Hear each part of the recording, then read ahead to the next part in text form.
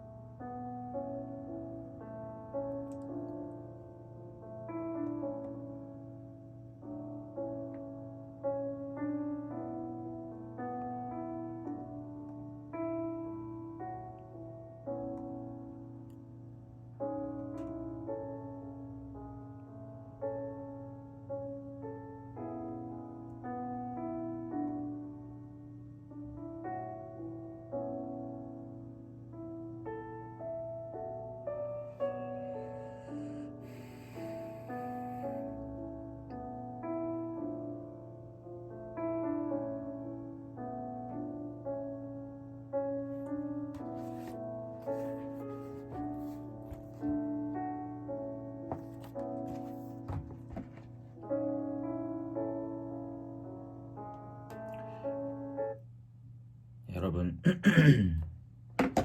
20분이 되었습니다. 우리 같이 묵상한 것을 나눠봤으면 좋겠어요. 16장입니다. 16장은 시간의 흐름상 10장에서 아론의 아들이었던 나답과 아비후가 잘못된 불로 제사 드린 그래서 죽은 그 시점과 연결되는 시점이에요. 그래서 아답과 아비후가 잘못된 불로 제사를 드려서 성막을 더럽혔잖아요. 그래서 속죄일에 관한 규례를 말씀하시는데, 이 속죄일이 뭐냐면 1년에 한 번 이스라엘 온 회중과 그리고 성막, 지성소를 포함한 모든 성막을 정말 속죄하는 날이 속죄일입니다. 그래서 1년간의 모든 제사가 가장 절정으로 치닫는 제사라고 볼 수 있고요. 그래서 1년에 한 번 이스라엘 온 회중과 그리고 성막을 위한 속죄하는 것이 속죄일인데요. 아론의 아들 나답과 아비후가 이제 성막을 더럽혔기 때문에 속죄일에 관한 규례를 말씀하시면서 어떻게 이것을 정결해야 하는지에 대한 것을 알려줍니다. 그래서 속죄일에 대한 자세한 이야기는 내일 본문에 나오고요. 어쨌든 속죄일에 어떻게 제사를 해야 하는지 오늘 먼저 말씀하시는데 3절을 보니까 먼저 대제사장인 아론이 해야 돼요. 근데 대제사장 아론이 무엇을 하냐면, 먼저는 성소에 들어오기 위해서 자기 스스로를 위해서 수송아지로 속죄제를 드립니다. 그러니까 아론도 죄를 가지고 나오면 죽을 수밖에 없기 때문에 죽게 되기 때문에 속죄일에 속죄제를 드리기에 앞서서 자신을 위해서 먼저 속죄제를 드립니다. 그리고 거룩한 세마포 속옷, 그리고 세마포 속바지를 입고 또 거룩한 세마포 띠와 세마포 관을 쓰고 그의 몸을 깨끗하게 씻고, 이러한 거룩에 대한 것을 먼저 하나님이 요구하세요. 그러니까 대제사장은 자신이 먼저 죄를 용서받고 거룩함으로 이 모든 성막과 이스라엘 온 회중을 위해서 속죄일에 속죄제를 드려야 한다는 것을 이야기하는 거예요. 그리고 6절에 보니까 아론이 이제 자기를 위한 속죄제뿐만 아니라 자신의 집안을 위해서도 속죄하고, 그리고 두 염소를 가지고 오는데 그거에서 제비 뽑아서 한 염소는 여호와 앞에서 제물로 바치고 한 염소는 살려뒀다가 이제 광야로 산채로 보내는 아사셀의 염소라는 건데, 아사셀을 위하여 광야로 보내라라는 것을 말씀하십니다. 그러니까 속죄일에 1년에 한 번 성막과 온 회중을 위해서 대제사장 아론이 제사를 드리는데, 속죄일에 그때는 아론 스스로를 위해서 먼저 자신의 죄를 위한, 그리고 자신의 집안을 위한 속죄제를 먼저 드려서 거룩하게 하고 거룩한 옷을 입고 몸을 씻고, 이 거룩한 모습으로 이제 염소 2마리를 가져다가 한 마리는 여호와 앞에서 잡고, 한 마리는 잡아서 속죄제를 드리고, 한 마리는 살려서 광야로 돌려보내는, 이것이 속죄일에 행하는 제사다라는 것을 하나님께서 말씀하십니다. 특별히 먼저 보게 되는 것은 속죄일에 속죄제를 드리는 것, 성막과 온 회중을 위해서 1년에 한 번 그것을 드리는 것은 대제사장이라는 것, 그리고 그 대제사장은 반드시 거룩해야 한다는 것을 보게 돼요. 그리고 그 대제사장이 이렇게 제사를 드리잖아요. 그래서 하나는 염소 한 마리는 여호와 앞에서 죽고, 한 마리는 살아서 광야로 떠나고, 이것을 이제 보게 되는데요. 우리가 여기서 무엇을 보게 돼요? 우리의 대제사장이신 예수 그리스도의 단 한 번의 제사를 보게 됩니다. 아론은 자기가 제사를 드리기 위해서 자신을 먼저 거룩하게 해야 됐어요. 이스라엘 온 회중과 성막을 거룩하게 하는 그런 제사를 드리기에 앞서서 내가 먼저 거룩하게 지는 속죄제를 먼저 드려야 했어요. 왜요? 아론은 죄인이잖아요. 아론도 인간이니까. 근데 예수 그리스도는 그렇잖아요.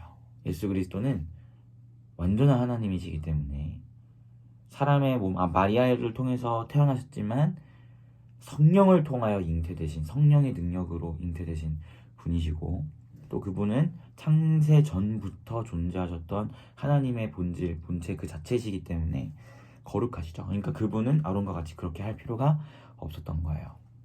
그리고 이 거룩하게 했던 아론이 무엇을 하죠? 속죄제를 드리죠. 염소를 잡죠. 예수 그리스도는 가장 거룩한 제물인 자신을 제물로 내어드립니다. 그리고 스스로가 대제사장으로서 그 제사를 진행하시죠. 그 결과로 어떤 일이 일어나는가?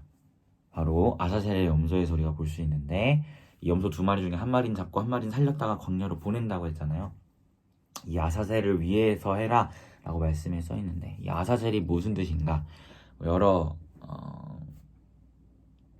해석들이 있어요. 그래서 뭐 염소와 떠나다 라는 히브리어의 합쳐진 말이다 해서 아사셀, 떠나는 염소, 그런 뜻이 그런 것을 의미한다 라는 해석도 있고, 또는 아사셀이 거친 땅이라는 뜻으로 이제 염소가 가는 그 광야를 뜻한다라는 의미가 있고, 뭐 어떤 해석은 광야 지역과 관련된 악령의 이름일 수도 있다라는 뭐 해석이 있는데, 이거 악령이라고 해서 그 악령을 막 달래기 위해서 그랬다는 것이 아니라 그냥 그런 말의 기원이 여러 가지 해석이 있다는 걸 여러분에게 알려드리고요. 저는 떠나는 염소라고 보는 게 맞지 않을까라는 생각이 듭니다. 염소와 떠나다라는 말의 합성어, 그 아사셀이라고 한다는 것이 좋지 않을까라는 생각이에요. 그래서 왜 이것이 어떤 의미냐? 그러니까 속죄일에 온 회중과 성막을 위해 거룩하게 한 대제사장이 염소 1마리를 잡았잖아요. 그래서 제사를 드렸잖아요. 이에 아사셀의 염소, 이것은 이제 떠남으로써 무엇을 나타내요? 그 죄가, 그 더럽혀짐이 이스라엘 공동체를 떠났다 라는 것. 어쩌면 광야가 굉장히 척박한 땅이잖아요. 아무것도 없는, 어쩌면 마치 죽은 것과 같은, 죽음과 사망과 같은 그런 곳을 우리가 볼 수 있는데, 그곳을 향해 떠났다. 이것이 더러움이 저 척박한 곳으로 떠나갔다라는 것을 보여주는 것이라고 우리가 볼 수 있어요. 그래서 대제사장이신 예수 그리스도, 그분은 그 스스로가 그냥 거룩하신 분이기 때문에 가장 거룩한 제물이 되셔서 스스로를 죽음 가운데 내던져 주시고, 또 스스로가 대제사장으로서 그 제사를 집행하시고, 그리고 그분의 그 같은 십자가 위에서의 완전한 속죄 제사로 인하여서 아사셀의 염소처럼 우리의 죄가 떠났다는 것을 우리가 보게 되는 거죠. 다른 말로 하면 정결하게 되었다, 의롭게 여김을 받았다라는 것을 우리가 보게 됩니다. 오해하지 않았으면 좋겠어요. 예수님의 십자가의 죽음과 부활로 지금 나는 죄가 아예 없어진 상태냐, 그렇게 오해하지 않았으면 좋겠어요. 그것은 약간 천주교에서 좀 주장하는 교리라고 볼 수 있는데, 그렇지 않죠. 우리는 의롭다, 칭함을 받은 거죠. 우리가 죄 없어짐, 죄 없는 몸은 우리가 부활할 때 입게 됩니다. 하지만 지금 여전히 죄인의 몸에 있어요. 그래서 우리가 계속해서 충돌하는 거예요. 나의 영, 나는 하나님께 구원받아서 이제 의롭게 여김을 받아서 거룩한 존재가 되었는데, 여전히 내 육신엔 죄가 아직 있는 거예요. 죄가 없어진 게 아니라 죄가 아직 있는 거예요. 그래서 충돌하는 거죠. 하나님 뜻대로 살아가고자 하는 나의 거룩한 이 마음과 여전히 나의 육신이 죄인의 몸에 머물러 있기 때문에 계속 나를 무너뜨리는, 유혹하는 이것에 영적인 싸움이 있는 겁니다. 그래서 바울 사도가 오호라 나는 공고한 자로다 라고 고백하는 거예요. 그런 충돌이 있기 때문에. 하지만 이것이 언제 우리에게 자유해져요? 이 죄인의 몸에서부터도 부활의 몸을 입게 될 때 자유해진다는 것을 우리가 기억했으면 좋겠습니다. 어쨌든 아사셀의 염소는, 염소를 통해서 볼 수 있는 건 우리의 죄가 예수 그리스도의 그 제사로 말미암아 해결되었다, 이것을 보게 되고, 궁극적으로 주님 나라가 완성될 때 그 죄가 우리에게서 떠나겠죠. 어쨌든 그것을 우리에게 보여주고 있다는 것을 우리가 기억했으면 좋겠습니다. 그래서 우리 같이 기도했으면 좋겠어요. 먼저 여러분이 묵상한 것을 놓고 기도했으면 좋겠고, 다음으로는 함께 기도할 때 주님의 나를 위한 십자가 위에서의 그 제사로 인하여서 내가 거룩해졌다는 것, 나에게 의롭다 여겨주시는 그런 주님의 은혜가 임했다는 것, 그리고 먼 훗날 주님이 이 땅에 재림하셔서 하나님 나라를 완성하실 그때에 내가 부활의 몸을 얻고 마사셀의 염소가 보여준 것처럼 그때는 이 죄인의 몸이 아니라 죄가 없는 영화의 몸으로 우리가 살아갈 것이라는 그것이 우리에게 확정되었다는 그 은혜를 우리가 기억하고 감사함으로 같이 기도했으면 좋겠습니다. 기도하겠습니다.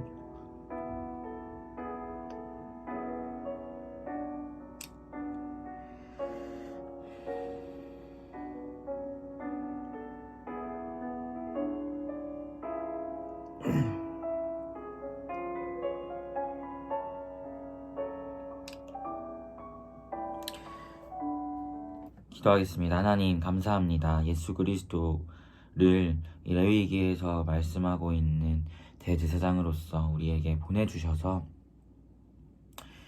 그분이 완전한 정말 거룩한 제물이자 거룩한 제사장으로서 우리를 대신하여 십자가 위에 우리의 모든 죄를 끌어안고 죽으시고 부활하사 우리에게 영원한 생명을 허락하심을 우리가 기억합니다. 하나님, 우리가 예수 그리스도의 그 은혜로 우리가 먼 훗날 주님이 이 땅에 다시 오실 때에 정말 부활의 몸을 입고 죄 없는 영화의 몸으로써 우리가 하나님과 영원히 거할 그것이 확정되었음을 우리가 고백합니다. 아버지, 은혜를 우리에게 허락하신 하나님의 크신 사랑과 우리를 향한 놀라운 섭리와 우리를 향한 놀라운 은혜를 우리가 기억할 수 있도록 인도하시고 이것을 날마다 오늘 하루도 붙잡고 하나님 앞에 감사함으로 살아가는 우리 피크리가 될 수 있도록 주님 함께하여 주시옵소서. 감사드리며 예수님의 이름으로 기도합니다. 아멘. 네, 여러분 고생 많으셨고 오늘도 주 안에서 평안한 하루 되시기를 바라겠습니다. 샬롬입니다.